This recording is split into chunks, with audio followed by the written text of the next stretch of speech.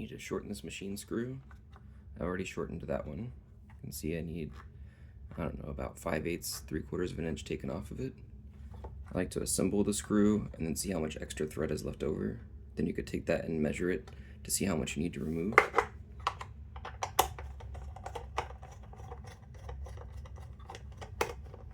This is an 8/32 machine screw. So I need to remove about that much. I didn't take the time to measure it accurately. And then I have these wire strippers that have some machine screw shears on them. This is an 8/32, it's stamped right there. This side has a threaded hole, and the other side is just a through hole. I'm gonna insert it into the threaded hole side. And then you can kind of see inside that hole that whenever I close it, it acts like a pair of scissors and will just shear off that screw. These are kind of dangerous because they have these sharp wire strippers right here. So you need to make sure you use the hand grip and stay away from the sharp edges while using it. Go ahead and insert this. I'm using an electric driver.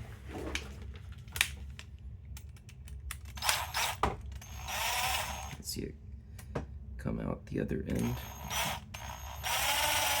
and then when it cuts it, it's going to cut it right in between the two halves of the tool there. That's where it's going to shear off.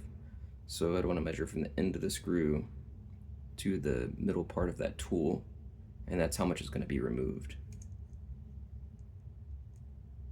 Again, I'm just going to eyeball it. I didn't take the time to measure how much I needed to remove.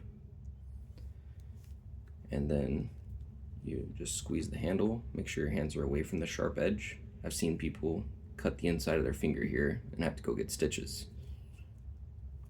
It's pretty hard to squeeze. You need one of our safety glasses because that end went flying across the room. And then you can see that it's sheared off shorter now. And then because I inserted the screw into the threaded side of the tool, when I unscrew it, it should fix the threads. I like to kind of unscrew to have a turn, screw it back in to kind of straighten those threads out.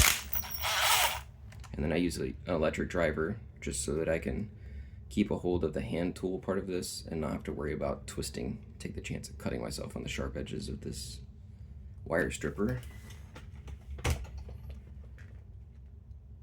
And then you could chase that back through there a couple times to try and straighten the threads if they don't look straight. But those threads look like they're ready to go. Everything is consistent thread pitch there. So then I can install it on my robot. When you're installing stuff into the robot, you want to try to use hand tools. These are electronics. They're kind of fragile. They're going into brass fittings. So I don't want to put too much torque on it and break anything.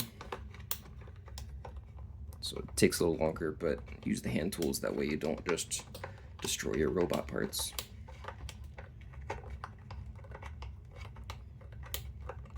And it looks like I got pretty close. I could throw a washer in there since I didn't shorten it enough, or start over with a whole nother screw and try to shorten it to the right length and take my time to measure it.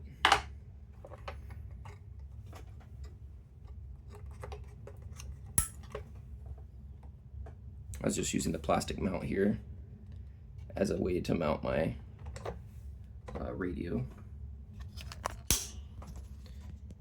And I have screws through the back of this into the brass fittings of the brain for mounting the brain.